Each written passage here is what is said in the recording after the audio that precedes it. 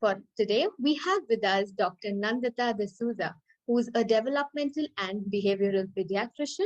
She's been working exclusively in the field of child and family mental health for close to 3 decades now.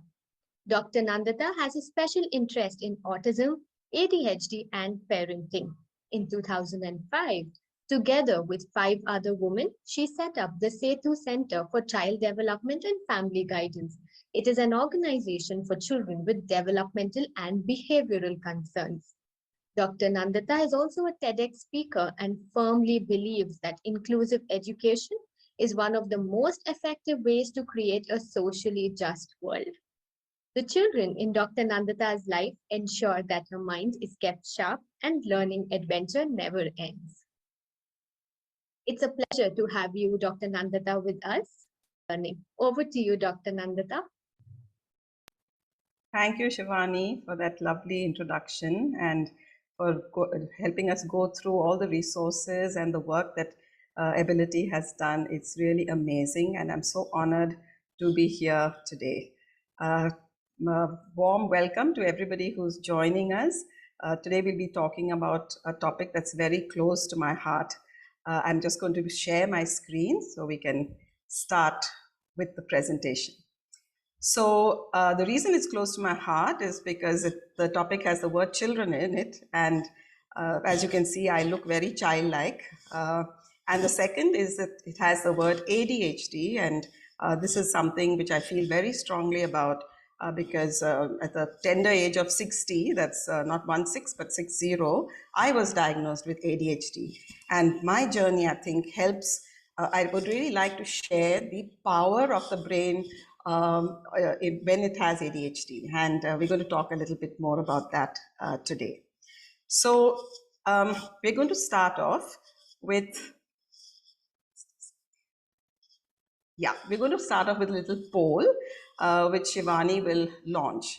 So 2 questions. Read through them and please give us your answers, and let's see what people think. So, Dr. Nandita, I'll launch it for them. Yes. The first question, all of you, you'll see it on your screens. The first question is, what are executive functions? So executive functions are what bosses do in office, how our brain helps us reach our goals, what hangmen do in jail. I can see a lot of you answering. Wonderful. I'm waiting for the responses from the rest of you. Executive functions are what bosses do in office, how our brain helps us reach our goals, or what hangmen do in jail.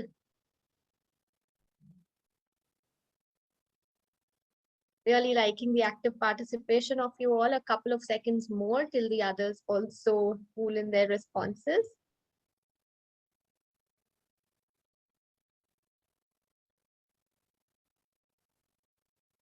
Looking forward to seeing what people selected. Yes, so I am ending the poll now. Most of you have answered. Wonderful. And I am sharing the results with you all on the screen. Dr. Nandita, I hope you're able to see the results. Yes. So no one thought it was what hangmen do in jail, which is quite different from me then. When I was about 6 years old, I'd gone to visit a library and I saw on the job card someone had put executive. So I asked my sister who was older to me, I said, do they execute people in jail? So that's where, the word executive, that's what it meant to me at that tender age. Thanks, Shivani. You can close this one and we will put the next question, which is to do with ADHD, because we will be talking about that. So we just like to know how familiar you are with ADHD. So put whatever you think is your level of familiarity by your own assessment. So top of the list is expert and bottom is know nothing, and maybe you're somewhere in between.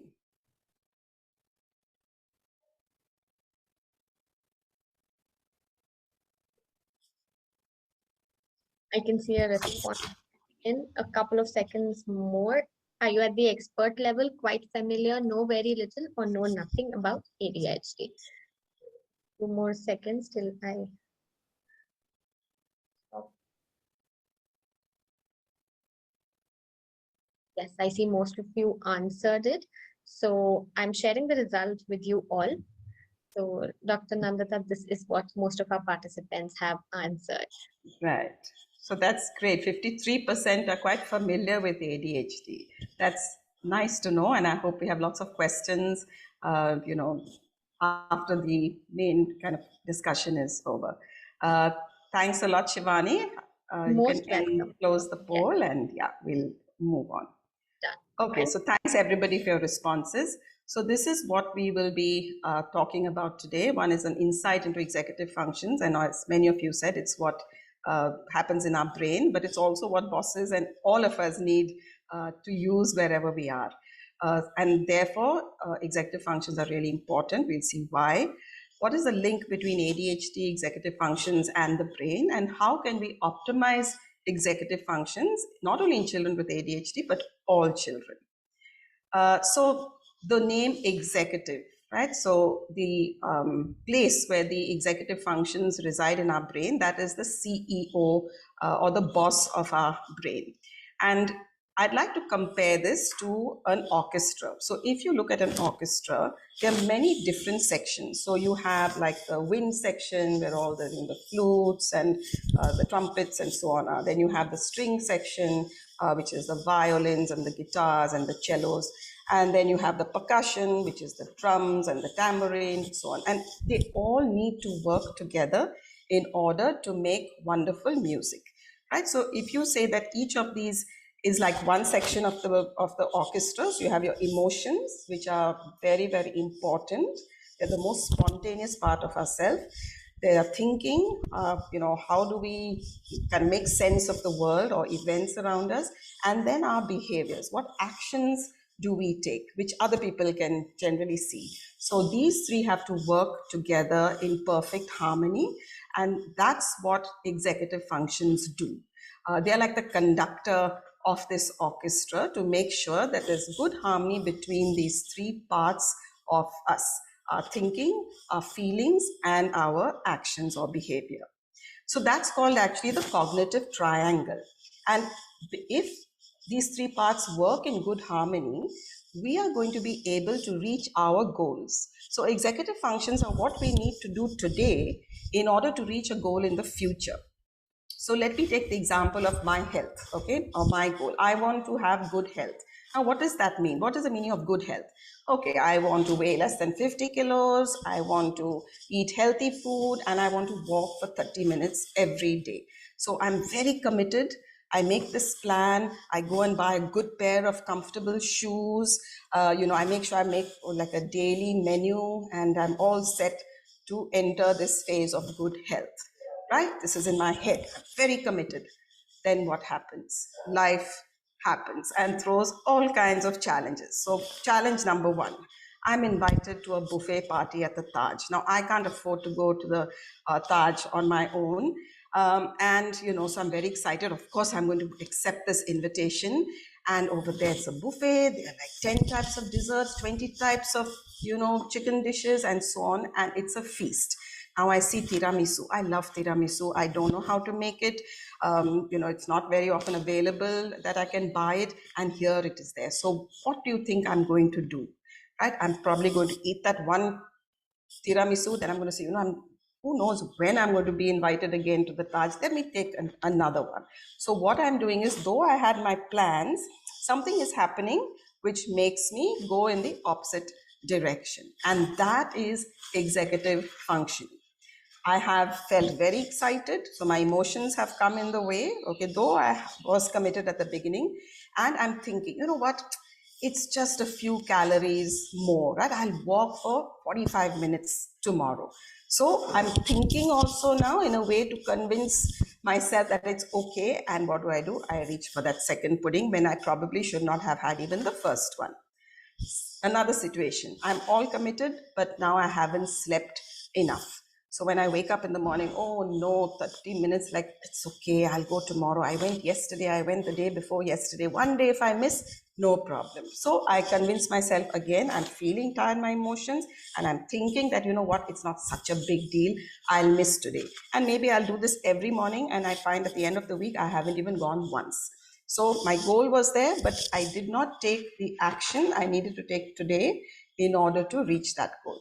Another situation, my friend says, hey, why do you want to like lose weight? You walk so fast, you're so healthy. So again, I feel good about that, and maybe together with her, I will go and we'll have a nice hearty helping of nice fried samosas with some delicious chutney, right? And again, my plan to eat like healthy food and avoid junk food has gone to the dogs. Okay, so what executive functions helps us to do is stick to our plans so that we reach our goals, whether these are in education, I want to get admission to a good university, I want to do well in my exams, our careers, I must get a job in a good company, or I must get a job as a manager of my department. In our marriage, I want this person to be with this kind of person, or any change in behavior. So it's so important in life because all of us have goals and we sincerely want to reach our goals. But as I said, something happens, and if we don't have good executive functions, we do not be like don't act on our plans, and we therefore do not reach our goals. So very often it is likened to motivation. So that's the drive which helps us to work towards our goals, no matter how hard it may be. To remember in a simple way, I use this mnemonic STOP. So executive functions help us to stop. So each letter stands for one function. So the S is for stop itself. Okay, so that is what we call impulse control. We'll talk a little bit more about this. T is for thinking, for problem solving, for having plan B, for being flexible in how we solve problems. O is organization. We must be organized in order to reach our goals. This could be in time or in space. And P, perform, we actually have to do it. And we have to do it even when it gets frustrating, or even when there's something more exciting that we need to do. So let's look a little more in detail at each of these functions. So stop, which is impulse control. And if you remember the cognitive triangle, it's feelings, impulsive, like, being calm. Even when we're under stress, we don't impulsively act. Our thinking, okay, so even though we are under stress, we are able to make good decisions. And behaviors, even if we are bored, we are able to sit, we are able to listen, okay, or even if our friends are already on the playground, we're able to control that impulse of wanting to run out to play and finish our homework. So S is for impulse control in our feelings, thoughts, and behaviors. Think, as I said, is what we call cognitive flexibility, being able to reason out and then choose various options. So if I do this, this is what is going to happen, right? So not getting frustrated when things don't go exactly our way, because very often when we have a plan in our head and things are different, say we wanted to go to buy a new outfit, right? And now it's raining and I can't go. It can really frustrate me because I set the time aside. But if I have good executive functioning, maybe there's something else that I could do in order for me to achieve that goal. So executive functioning helps me to stay calm, so the feelings part, and act on another plan without getting frustrated. Organization, so both in time and in space. All of us know that if we want to be organized, we have to have like a timeline and a task list. So we'll do this by today, then tomorrow, the day after, right? Or the space, a place for everything and everything in its place. Sometimes we have a place for everything, but everything is out of place. So organization in time and space, and time especially is very important, because if we have a goal which is like time related, by this date I have to achieve this, then it makes it even more difficult if we do not have good executive functions. And the last P is perform. This is what we call working memory. So doing something till it's completed and keeping it in my head and being able to persist despite being distracted. So if I am reading something, okay, which I need to understand, I need to focus on it. Now, while I'm reading it, I hear something, a TV program which I love to watch. So if I leave that aside and go there to see what's happening, I may forget that actually I was reading this. So the working memory is like the RAM of the brain, and if we don't have good RAM, it's very difficult for us to multitask. So it's hard for us to stay on one thing, and if we are distracted, to then come back to what we originally started. So you can see how each of these functions are so critical to being able to achieve what we need. Now, where in the brain is our executive function? So if you look at this brain, okay, there is the part behind our forehead, which is the frontal lobe, and specifically the most anterior part, the prefrontal cortex. That is where executive functions are kind of reside, and they are very closely linked to a part lower down in the brain, which is called the amygdala, or the seat of emotions, right? The red part of it over there, and you will see the arrow between the two. So the amygdala, which is where the emotions are, and the prefrontal cortex, where the thinking and the problem solving happens, they speak to each other.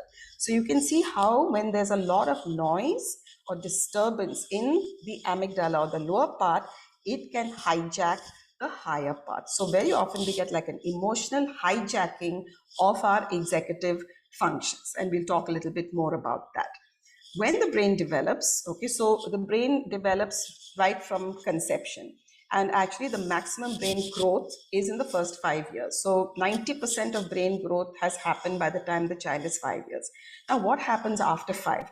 It's more, not so much the size of the brain, but the complexity, the structure in terms of how parts of the brain talk to each other, and how fast they talk to each other, and how they control each other.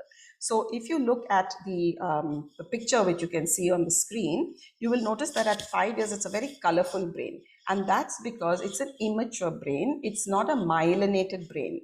A myelin is like a covering over the nerve, which makes it, the nerve impulses go really fast. So it's like comparing a nerve, which is like a dirt path. Okay, you can't drive very fast over it, but now you put a really good smooth finish, and now you can race over it. Why? Because it's smooth. So that's what happens when our nerves get myelinated. Impulses can travel much faster. And what happens is that in the latter part of life, if you see the frontal lobe, which is the front of the brain, which is the bluish purple color, that is the last to get myelinated. And that's the prefrontal cortex. That's where executive functions are. So younger children have good emotional control. Okay, they develop language and so on. But really, the impulse control, the problem solving, the being able to be flexible, being able to multitask, being able to remember well, that happens more in the later part of the growth period. So executive functions is something that develops through life, and it's important that we remember this, because if we expect a 5-year-old to be like a 15-year-old or a 20-year-old, that is being unreasonable. And besides that, besides the myelination, another part of the neurochemistry which is very important is this neurotransmitter called dopamine. So nerves pass the signal to each other through a neurotransmitter, okay, which are little chemicals which help the electricity to pass through the nerve. So an important one for the prefrontal cortex, it's not the only one, but it's one of the most important ones, is called dopamine. So we'll talk about how dopamine helps us a little later on. Now, executive functions are like mental muscles. Okay, so just like if we want to run a marathon, or if we want to get really good at karate, we have to practice. It's the same with our executive functions. So they develop throughout life. The more we practice, the better we become at them.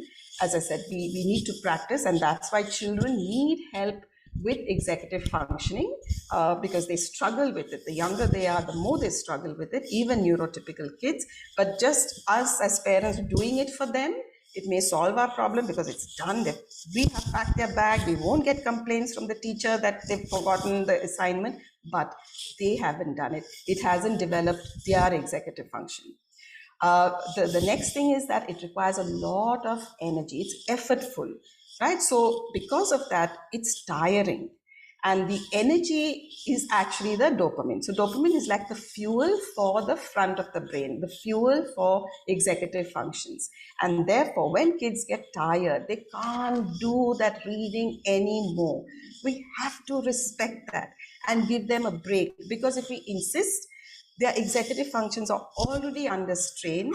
They're not going to be able to STOP. The emotions are rising. You are actually promoting a mental kind of a tantrum or a meltdown. Because the control or the impulse control or the emotional regulation that the executive functions do in the prefrontal cortex now is too stretched because they're completely exhausted. So that's in everybody, right? Now, what happens in ADHD? Here it's a double whammy, especially when you're a child. You already, because you're a child, your executive functions are not fully developed and you have ADHD. So let's see how ADHD affects children even more with greater impact. Now we know what is ADHD. So briefly, these three major features which are there in the many diagnostic systems. So one is poor attention, right? They don't focus, their attention flits from here to there, they're very restless, they don't sit in place. Even when they're sitting, they're rocking their chair, they're fidgeting or playing with something, and they cannot control their impulses. So quick to get angry, very often out of their seats. They'll raise their hand to answer the question, but when you ask them the answer, they can't even remember the question. Okay, so these are common features that we see. One thing I'd like to say, attention deficit hyperactivity disorder, it's a mouthful. And actually, it's a bit of a misnomer. So there is no attention deficit in ADHD. It's actually an interest-based brain. So in ADHD, if the brain is interested in something, it can hyperfocus. So I'm sure those of you who have lived or worked with kids with ADHD or have ADHD yourselves, you'll know how you can hyperfocus or your child hyperfocuses if it is of their interest. And screens are something which immediately draw the attention of a brain with ADHD. Ned Hallowell, who's a child psychiatrist who has ADHD himself, compares it to cocaine. He says screens are like cocaine for the ADHD brain. Okay, so it's hyperfocus. It's when things get boring that it's very hard for the ADHD brain to focus on that. So that's where it appears as attention deficit, but it's actually because it's not interesting. Okay, and of course the impulse control, we'll look at how it affects the child with ADHD. So again, a quick look at the brain. So as we've already spoken about the frontal lobe, and to remember, D is for dopamine. And actually, it's an interest-based brain. In ADHD, there are a lot of positive features. So most people with ADHD are very energetic. They seem to have boundless source of energy. They're very curious. They want to know. They ask questions. They have, every time those interests change, very often they jump in a crisis because they love crisis. They're good at problem solving in a crisis. They sometimes create crisis themselves, but they're good at other people's crisis, let me say that. They're very often affectionate, friendly, generous, because they're impulsive. They will not think about what impact that behavior is going to have. They'll jump right in. What happens is, this is a racer car brain, unfortunately, with cycle brakes. So if you have a racer car brain where the brakes are of a cycle, what's going to happen? This car is going to go off the road, right? It's going to get into trouble. And what we use this to help children to understand and to feel proud of their brains, not as you have ADHD, oh my goodness, it's doom and gloom, end of the world, not at all. The ADHD brain is an interest-based brain. We have so many strengths. At the same time, there are struggles, and that is the cycle brakes. But we can tighten these cycle brakes, and that's the executive functioning and the less dopamine. So if we have ways to increase dopamine, to strengthen executive functioning, we can tighten these brakes to make sure that racer car brain can run to its full potential. Now, what are executive functions? As I said, so S is the stop. So controlling impulses, feelings, thinking, as well as behavior. Then think is our problem solving, being flexible, being able to choose different options.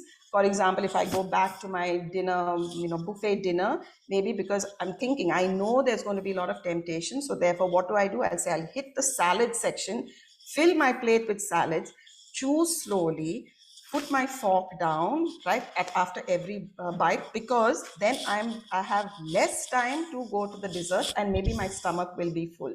So this is problem solving, thinking of options, how I can manage, and being flexible, right? Then organization, being able to create the time and the space and so on, and the working memory. What happens in ADHD? When there's impulsivity, I will get easily upset. So something that's slightly frustrating will, just because it's not according to what I wanted, so I get upset. That control of the frontal lobe on the amygdala is lost, and there's emotional hijacking. I may make poor decisions. For example, we know even when you're happy, it's not only when you're angry. How many of us know people who got so happy when they met someone that they proposed to them, even though they're really not a good match? It was that impulsive kind of decision, which was a bad decision in retrospect. Being restless, so fidgety, jumping here and there, fiddling around with things. We see those features. Second, if the thinking part, the executive functions are not strong, how does this manifest in a person with ADHD? They get frustrated easily, giving up soon, because it's so hard, so I can't do it, right? And sometimes the teacher will say, no, you can, but the child says, no, I'm useless, I'm an idiot, I cannot do it. So poor self-esteem actually again impacts executive functioning. And very often they want things in a certain way, black and white thinking, that it has to be done this way. So if something goes wrong, it's like a big disaster, because even if the parent or teacher is trying to convince them, say they played in a football match because they're good in football, but they didn't score that goal, and that very decisive goal, it'll be like, no, I like, it's because of me that this whole match got ruined, I'm never going to play again, and so on, right? So it's again the emotions which is taking over and making them make a bad decision. What happens when there's poor organization? When we're disorganized, we very often lose things, we can't find them, we don't know, they're under piles of clothes, we are late, chronically late, we tend to put things off. Person with ADHD, time is the enemy of the person with ADHD. So for example, when planning something that will take kind of, we can do it in 5 minutes, we will spend 2 hours on it, right? And something which needs 2 hours, we'll think, oh, I can do it in half an hour. So kids who have assignments, for example, and the parent knows that you have this assignment, start, yeah, plenty of time, I'll do it tomorrow. Tomorrow comes and goes, day after comes and goes, and then the night before it has to be submitted, the whole household is running around getting chart paper, making labels, cutting pictures, and so on, right? That's poor time management. Working memory. What happens if the working memory is poor? These are those forgetful kids who are absent-minded, forget to switch off fans, they get easily distracted, get off track. It happens to us when we are on the internet, we have some assignment in mind, we are going to look for this specific information. Then what happens? Some Amazon ad pops up, or something, some kind of Pinterest thing comes up. Then we go into that, oh, that looks interesting. And 5 hours later, we haven't done what we originally set out to do. So we get distracted. For kids, it's following multi-step instructions, which are hard for them. Because when we give multiple steps, we have to hold all those steps in our head. And it's easy, if they have ADHD more so, it's easy for them to forget. So they start off with something and they get distracted, and the parent thought they did all the 5 things they've had to do in the morning, and they come to check and the child has only done 1 thing, right? That's poor working memory. And when they're studying, reading a long passage, you have to remember what's written right from the beginning to the end. So when they reach the end, if they have poor working memory, they can't remember what was there at the start. So they have to start again. And it's very effortful. So they get tired easily. They are not doing it on purpose. That's something I really want parents and teachers to understand. It looks like they're not putting in effort, they're giving up, they're not planning properly, but they're trying their best. It's because of poor executive functions that these things are hard for them to do, though it may seem very simple for someone who's older and does not have ADHD. Now, here's the good news, that executive functions can be improved like across the lifespan, and teachers and parents can do a lot with simple things. You do not need to build or buy a rocket. Okay, so let's see how this can be done. So we use what is called the 3P approach, easy to remember. One is prevent the things that come in the way of good executive function, practice what is needed to be practiced by the child, and provide supports or props, which will make that task a little easier for them. So what do we prevent? First thing, stress. Stress is a big enemy to executive functioning for all of us. All of us, when we are stressed, we will be more irritable, we will be more anxious, right? We will take more time at doing things, we will be forgetful. The same with loneliness and isolation. Anybody who's unhappy, sad, lonely, they will have difficulty with executive function. So prevent that. Build good social networks for children. Build their self-esteem. Sleep. Sleep is the biggest epidemic, lack of sleep, the biggest epidemic of our generation, because of all the devices, so many things happening, we forget to sleep. And sleep is very essential for good dopamine levels in the brain. So if you go away today with one thing, remembering one thing, just remember sleep. You want to improve executive functioning, please sleep well. That's all. That will definitely help. So good sleep, security and support, that to build the boss of the brain, you have to feel you're loved. You have to have good self-esteem. What is good self-esteem? Believing you are lovable, believing you are unique, and believing you are capable. These are the three legs of that stool called self-esteem. So how do I help my child to know they are lovable? By telling them I love you, by leaving them love notes, by saying how happy you are that they are in our lives. How do we help them to know they're capable? By describing what they have done, no matter how small it is, especially when it's tough. So I know my child has a real difficulty with getting up in the morning and getting ready for school. So my child is out of bed, or maybe not even out of bed, sitting with the head down, the legs out. Wonderful. I'm so happy that you are getting ready to go to school. Right? I praise that. Not hurry up. What are you doing? Still sitting on the side of the bed. It's already 10 minutes have passed. It's not the whole thing, but it's the right step in the right direction. So build it by telling them they're capable, describe it. And how do we tell them they're unique? By telling them about their lives or about their qualities. And this is how we can build their self-esteem.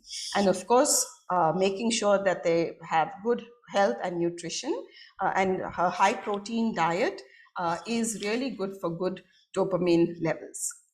Now, this is key. Find your child's passion. Why? ADHD is an interest-based brain. So do your best to find your child's interest.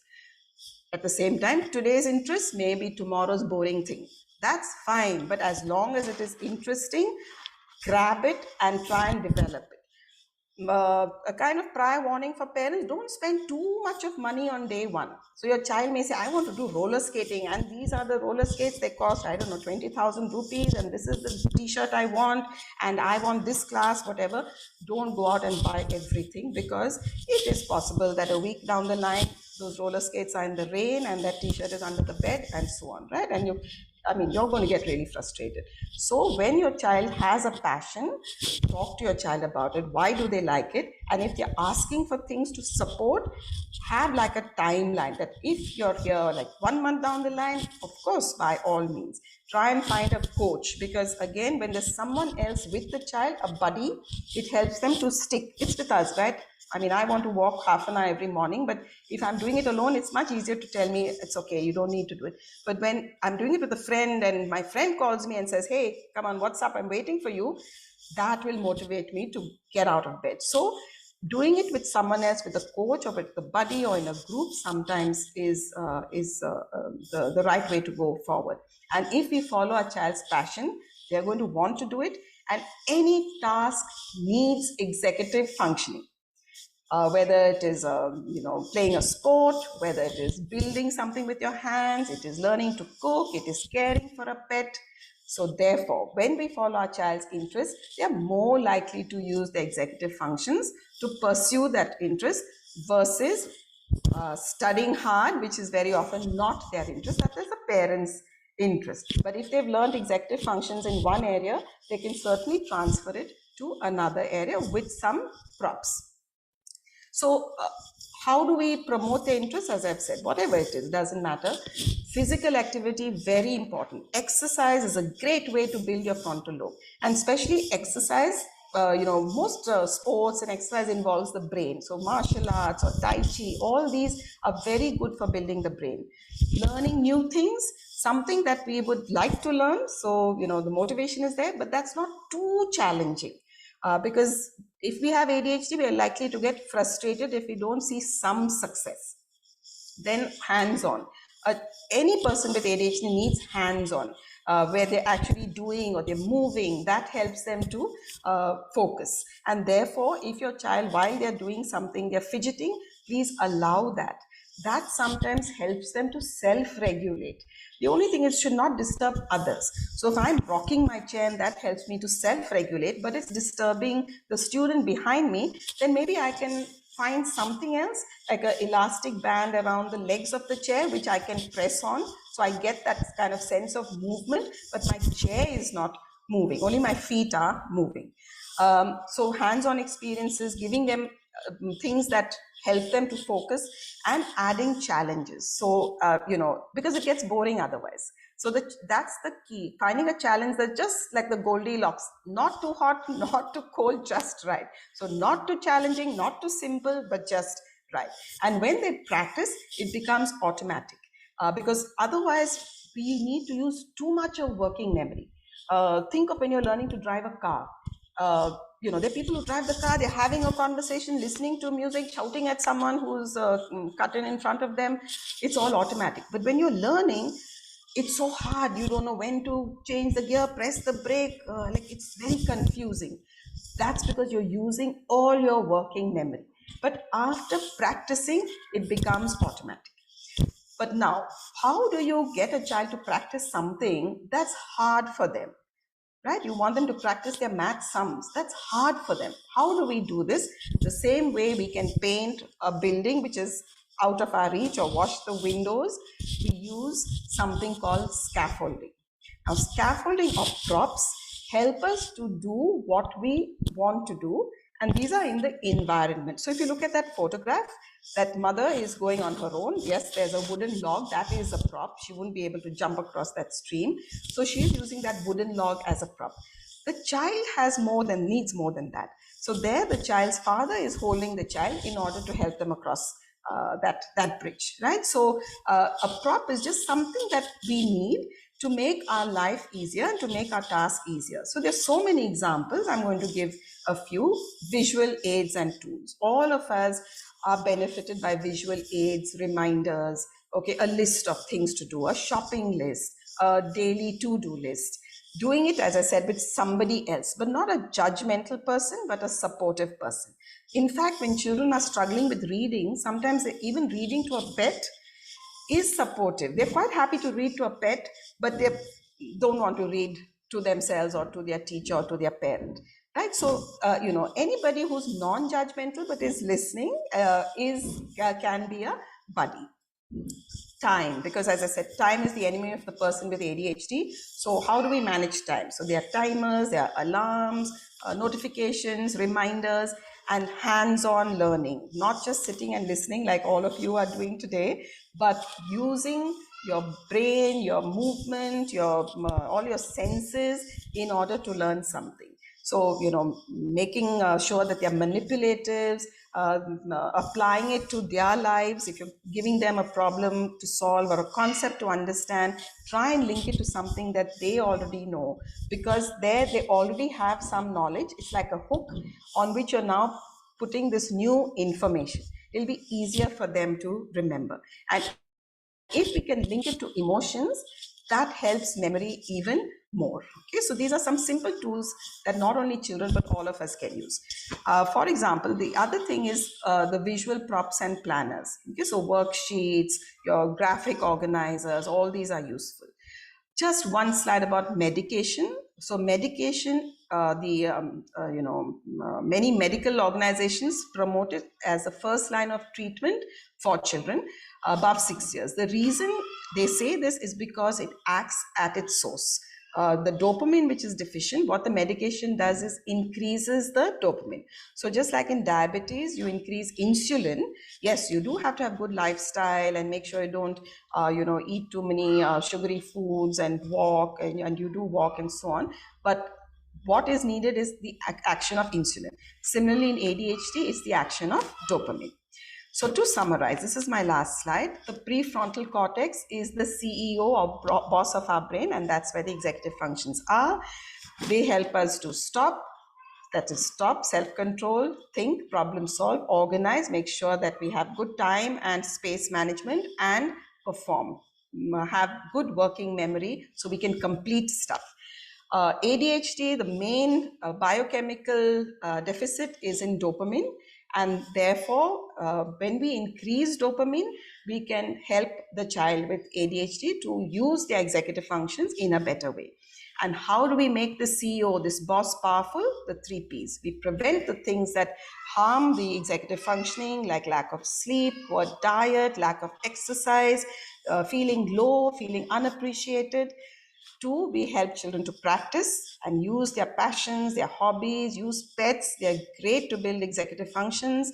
And we provide environmental supports like lists, reminders, buddies, different things like fidget toys, which will help them to stick to that practice and make it more enjoyable and less stressful for them. Thank you very much. I hope we have lots of questions, and I hope we have enough time for questions. Thank you, Shivani. Now, we'll be moving on to the question and answer round. Are you ready for the first question, Dr. Nandita? Yes, can't wait. Wonderful. I have ADHD. Tell me. Yeah. So, very interesting questions that our participants have. So the first question is by Ms. Dayanti Aluwaria, who wants to know from you that is a child's inability to regulate the emotions due to lack of executive functioning in the brain? And if so, how can we help children regulate their emotions and think before they act? Lovely question, because emotions are so important in our life. So I'm going to use a strategy that Dr. Daniel Siegel promotes, which is, and I really love it because it uses the hand, and this is how we explain it to children. So if you remember that slide where the brain had the amygdala and the prefrontal cortex, like, so if I look, say my thumb is the amygdala, so that's where my emotions are deep in the brain, and overlying that is my prefrontal cortex, and it does look a bit like the brain, right? This is the spinal cord, and this is the brain, right? Now, what happens when there's a lot of noise? A child is frustrated or feeling very worried, right? There is like a hijacking of our frontal lobe. So it's like you flip your lid. Now, when we flip our lid, what is in the lid? The executive functions. It's hard for us to stop. It's hard for us to think. It's hard for us to organize. It's hard for us to perform. So the more the parent or the teacher or the adult tries to reason with the child, say, let's take a simple thing. Child wanted to go for picnic. It's raining. They can't go for picnic. What do? Start screaming. Say, you promised me and I've got my toys ready and, I want to go and all this, right? And the parents say, but it's raining. You'll catch a cold. And what can we do? We'll go next week. We'll play inside. I'll make your favorite cake. And the child saying, I want to go. I don't want any of that. Here, the child is finding it difficult to regulate emotionally. First of all, we have to stay calm, the adult, because we have to regulate our own emotions. That what we're seeing is frustrating. We are trying our best. We are giving such wonderful solutions. And here this little person is just rejecting them and on the contrary getting more angry. What more can I do? Right? So I'm now getting frustrated as a parent. So first, the adult regulates their emotions. If I'm getting frustrated as a parent, I go out of the room, take 10 deep breaths, drink some water, wash my face, whatever is needed, I self-regulate. Then I can handle the situation. So what is creating that? It is this. So I recognize the child's feelings and I say, yes, you're so upset. I give the feelings a name and a reason, because you wanted to go for the picnic. You were really looking forward to go to the picnic. You're so disappointed. You wish the rain would go away. What is happening? I'm still at home. I haven't gone for the picnic. But my child says, okay, you understand how I feel. It's not like a switch, like immediately say, oh, great, you understand. Okay, I'm fine. No. But slowly your child will be able to hear that empathy or that understanding. You're not saying we'll go next week or we'll play at home. You're not trying to reason. Why? Because for that you need this, and this is hijacked. Now you're managing this. So what happens? The executive functions can take back control. And when the child is calm, that's when you can discuss. And this is for any child. Your child is frustrated. They can't understand math. Their teacher suddenly announced that tomorrow is a reading test and they're not prepared. Maybe she said it last week and they didn't hear, but they think she just said it today. Or this is something new, okay, which they hadn't planned for. They flip their lid. So how do we get them to calm down and to now use the executive function? First of all, help them to calm down by staying calm, give them the time and space, and once they're calm, then we can problem solve together with them. So it's not, as a parent, I'll call up the teacher and say, why didn't you give prior notice and my child is not ready?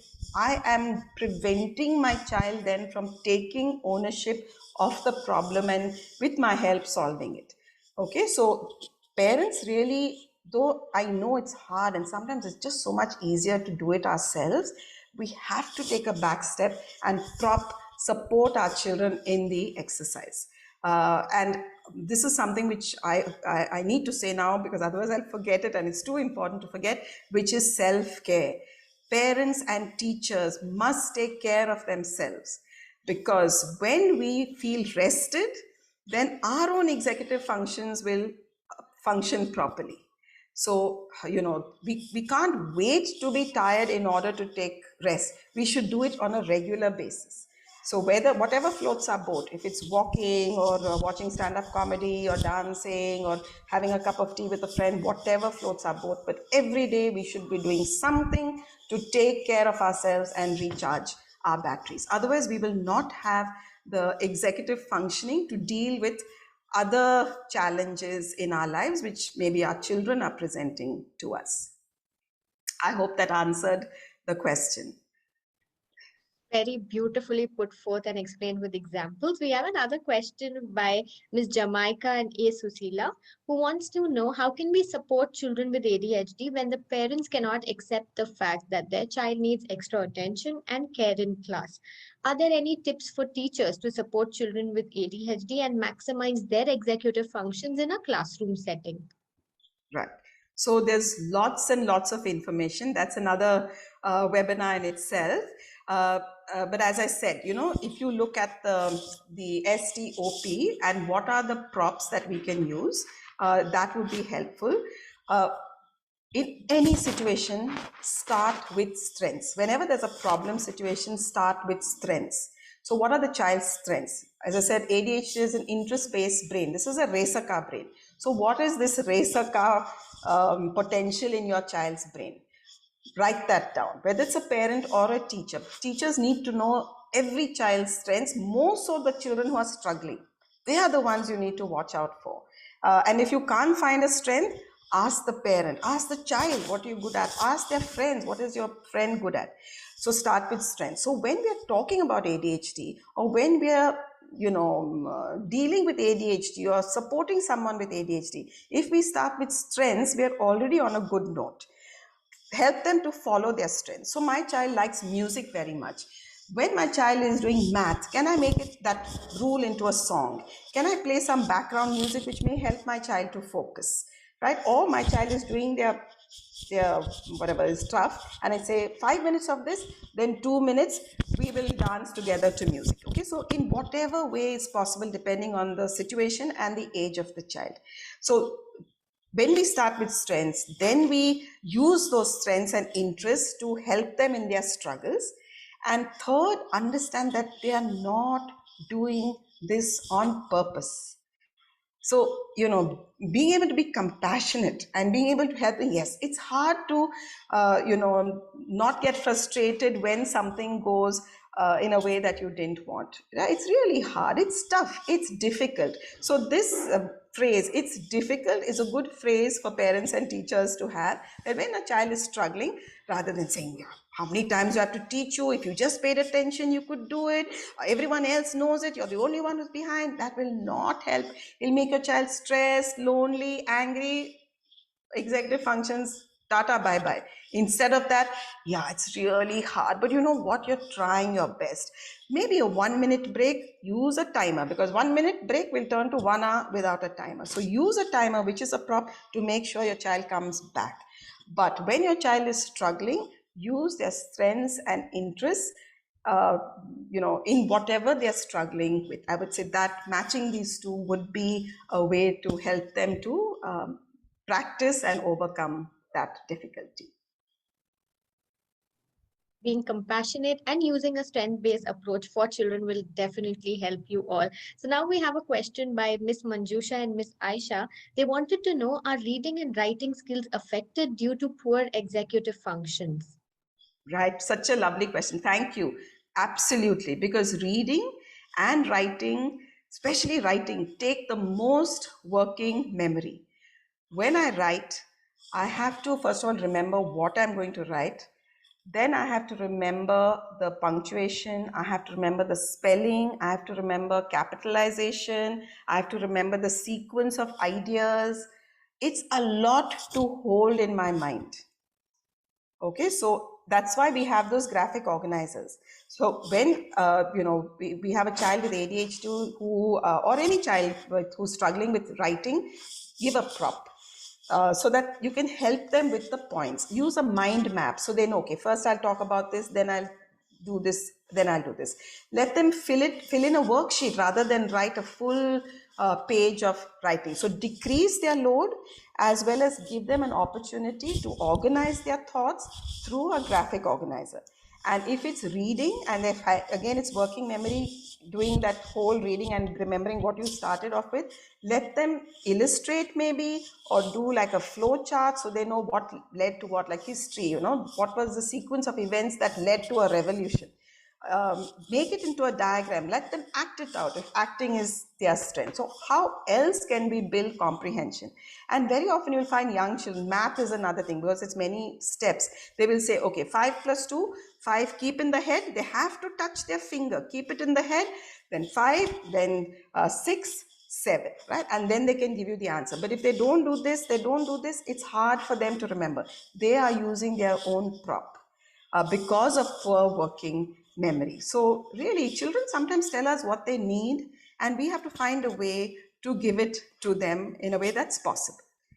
So yes, for teachers, all these multi-step, a lot of information, abstract ideas are tough for people with ADHD or any child with executive function deficits. And it's a developing thing, right? So, you may be 6 years old, throwing a tantrum, it's not due to ADHD, it's just because your executive functions have not fully developed.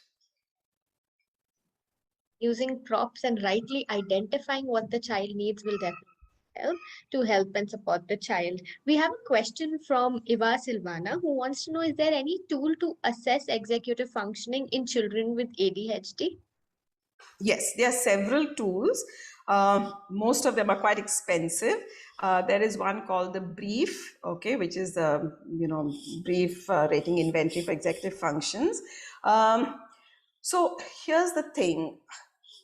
Very often, like, I'm a very practical person and I believe a lot in observation and looking at patterns and talking to the experts of the child who are parents and teachers, because they know that their children the best. And rather than using a formal tool or checklist, of course there's a space for that, it's actually getting the observations of the parents and the teachers and seeing how executive functioning is impacting the child. And then being able to give them that prop. For example, if it's poor time management or if it is poor self-regulation. So I'm not aware myself that I'm tired. I want to do more, but my teacher knows that I'm tired. My parent knows, cranky children go to sleep. No, I'm not tired, but the parent knows they are tired, right? That is poor self-awareness, which is again an executive function skill. So helping children to be self-aware and then to self-regulate. So if I'm hungry, first I have to be aware I'm hungry. Then what do? I problem solve. I make sure I get a snack. And if there's no snack around, maybe I can go and ask for help, or I can inform somebody that I need a snack. So this kind of observation of how the child functions provides rich information whether this child is struggling with executive functioning or not. And if they have ADHD, I mean, it's a given that executive functions will be difficult for them. More so in areas where they're not interested or are not a priority for them. Yeah. Thank you so much for your insight into this, Dr. Nandita. We have a question by Satparna Chaudhary, who says that she's a parent and she wants to know how can she develop executive functioning in children, because post-pandemic she sees that their executive functioning has been highly affected. So are there any tips for parents to manage their children's executive functioning? Yes. Very important question. And, definitely all our executive functioning has been affected during the pandemic. One is we've been pretty lonely. Our social networks have been cut off to a large extent. Two, we've been in front of screens, and very often our sleep schedule has gone completely out of whack because, all said and done, when you have to leave for office, that pushes you to bed at a decent time. But when you don't have to leave for office, we tend to kind of do away with our routines.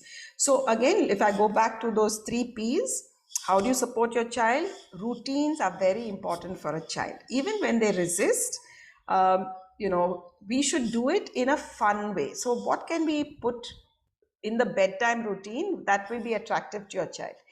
Is it maybe a story, or it's looking at a book, or it is talking about their day, or it's discussing Peppa Pig, whatever is of their interest, right? So routines are helpful because they help us to fall asleep or to do whatever, whether it's teeth brushing. For the younger children, making it visual, so having it like a timetable with a picture to indicate, okay, we finished this is the next thing that we need to do. Finding their passion, very, very important. I think that is something which parents and teachers need to think about and ask the child and make sure it's written down somewhere, because you need them to know how you can incorporate it into their daily life. And when they are doing something, say for example, your child needs to do something on their own, say, they need to complete an assignment, right? It really helps to have a central place in the home where things can be written down, because if the parent has ADHD like me, we forget. Our child told us last week, buy the chart paper.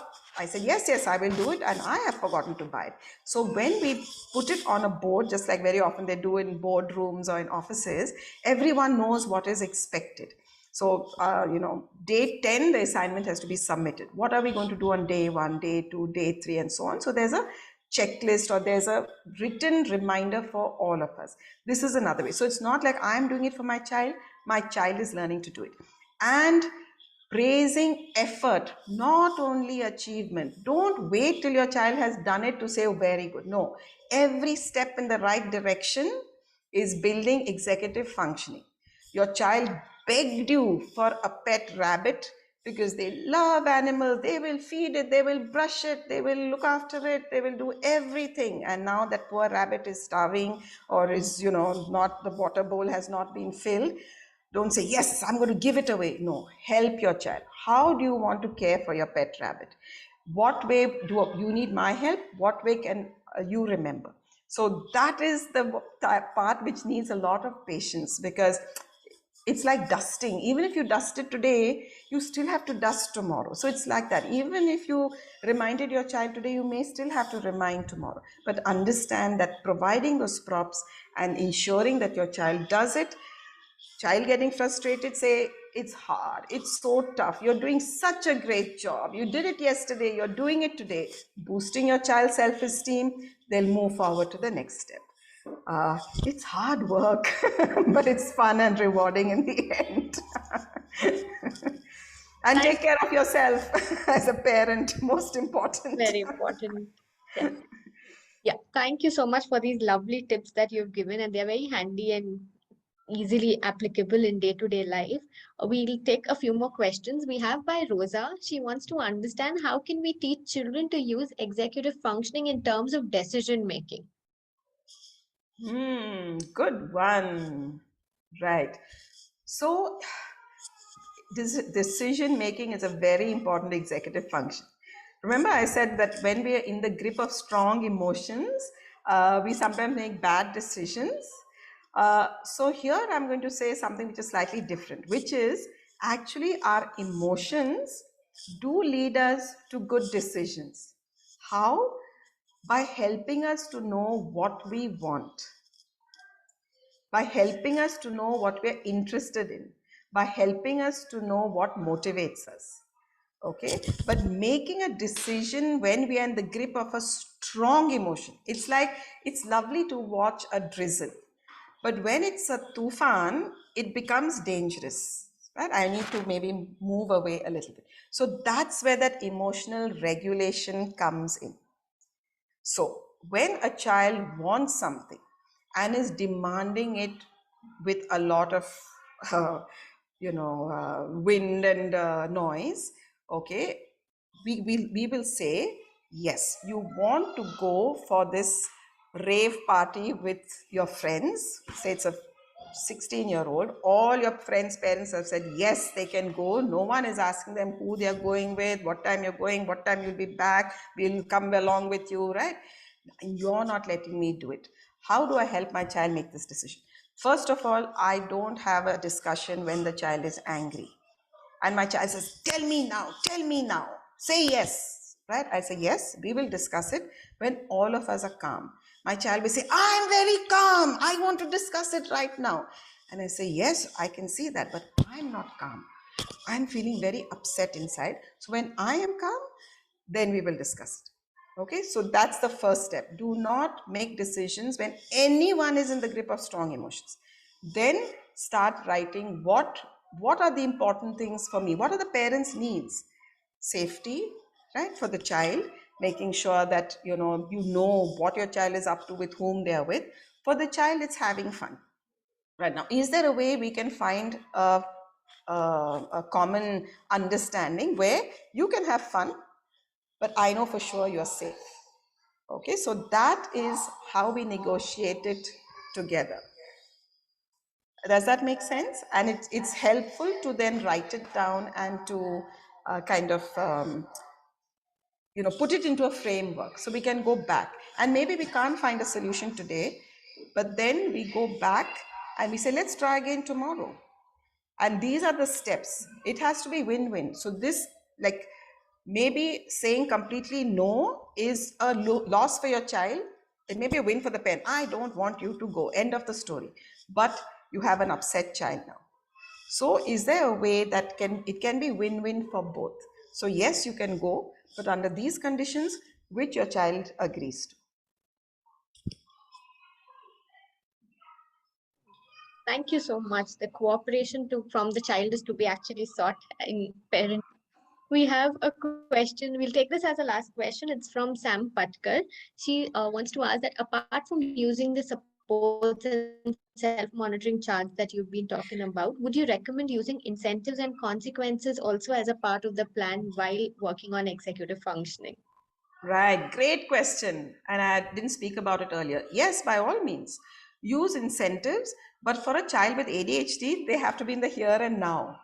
It's very hard for a child with ADHD to say, if you do your homework every day for a week, we will go for pizza on Sunday. Yeah, your child wants pizza, they'll say yes, yes, but it's too far in the future. So what can you give a reward which is rewarding for your child? So the critical part there is making a list of rewards which can be given today I'm not saying never use rewards after a week, but don't expect don't expect your child to remember 5 days what he's going to get on the sixth day. No. But if he has done it for 5 days, by all means, sixth day it can be given and your child will find it rewarding. But you need something that needs to be given right now. Okay, so what is that? That you have to decide. It has to be within what is possible. So in terms of availability, in terms of time, so I will do 5 minutes math sums, but then I want to play a game for 3 hours.